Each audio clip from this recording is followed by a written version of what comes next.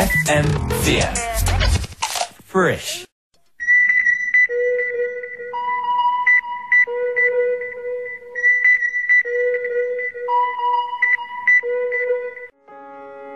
Radiohead's Thom Yorke is bringing star status to a new climate protection campaign called The Big Ask, which was launched today by Global 2000 and Friends of the Earth in Brussels. Well, I spoke with Thom earlier on this morning and asked him to explain the background to all of this.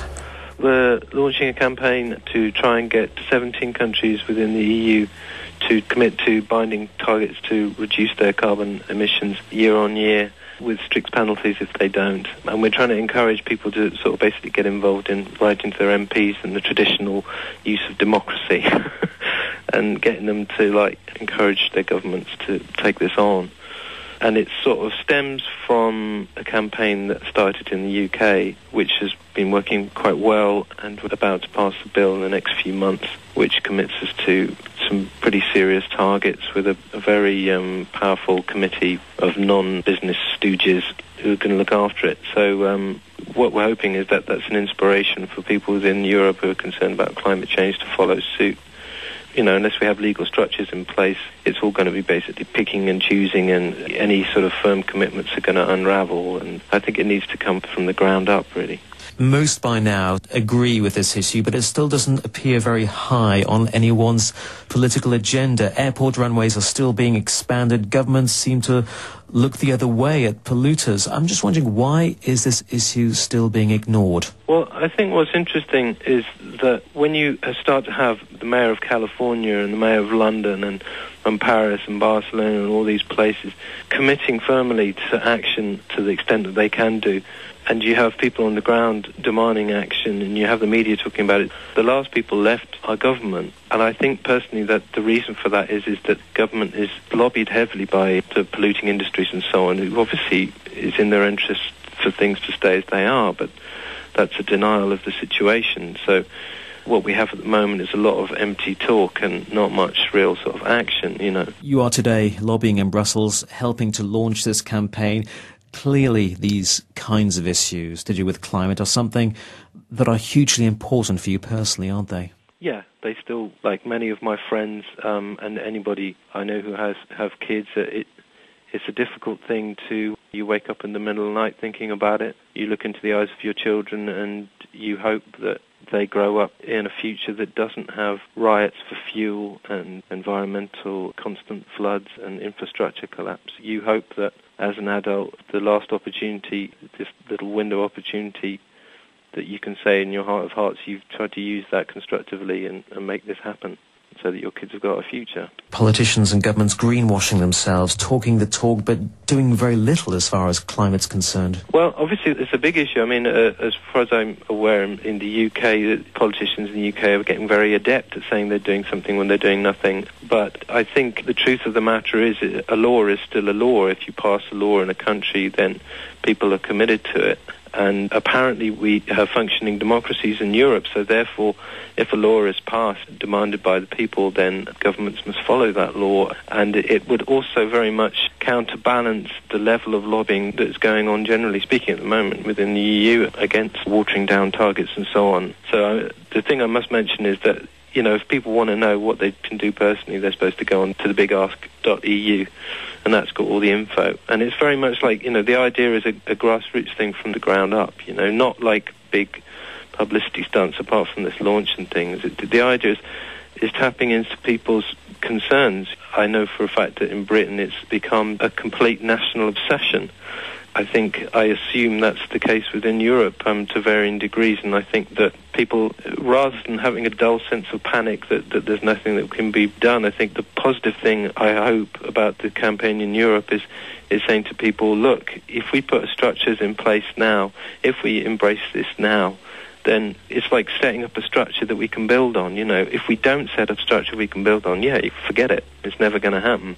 I think we all have to sort of delve into our consciences and say, well, if it just means writing a few letters or what, meeting my MP, well, A, that would be a novelty, and B, maybe something will happen positively from that. It's a relatively simple thing to do, but the ramifications of having these laws are huge. You know, it means that then business and stuff gets to look to the future with some understanding of what's occurring, other than this sort of constant sense of dull panic and doom.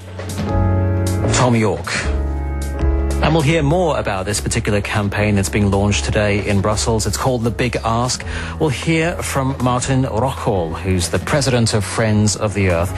He's coming up in a short while. In the meantime, if you want to find out a little bit more about what the campaign's all about, there's a website address I can give to you as well.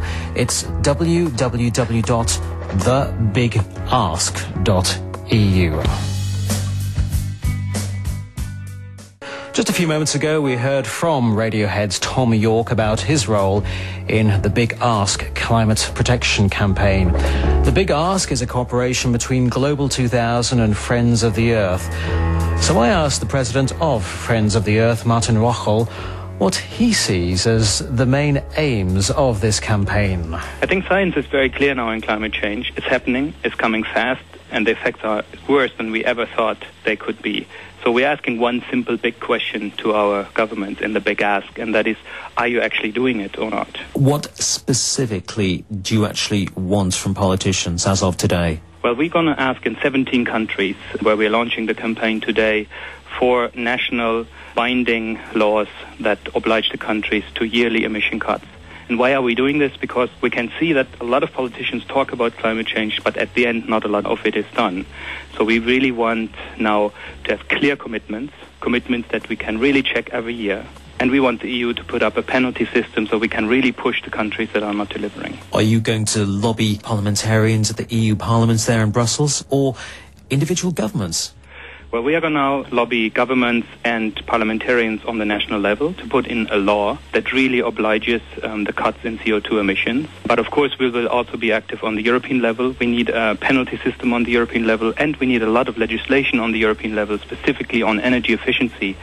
Take the proposals now on the energy efficiency of cars that are absolutely necessary to actually achieve those cuts. Why do we need this? Because Europe isn't one of the biggest polluters around the world. Why not put more pressure on the Americas and also Asia as well? Well, actually, if we look at what has happened in Europe in the last 10 years, since 1990, we haven't achieved much. If you look at the EU 15, the old countries like Austria, we have reduced CO2 emissions by 1.5%. And all the other cuts are basically because of the industries breaking down in Central Eastern Europe. So we really have to do our homework, first of all. But the other thing is, if Europe can show that we can do work against climate change, that we can get the problem under control, then the rest of the world will say it's impossible as well. And finally, I think the whole argument that this is a burden is wrong. If you do climate change well, it will mean a huge innovation push, and it will actually help European to be more competitive on the world market. That's Martin Rocholl. He's president of Friends of the Earth, and along with Thom Yorke today in Brussels, launching this Big Ask campaign. Let's give the website one more plug if you want to find out more information about the Big Ask, and if you want to get involved as well, the website is quite easy, www.thebigask.eu.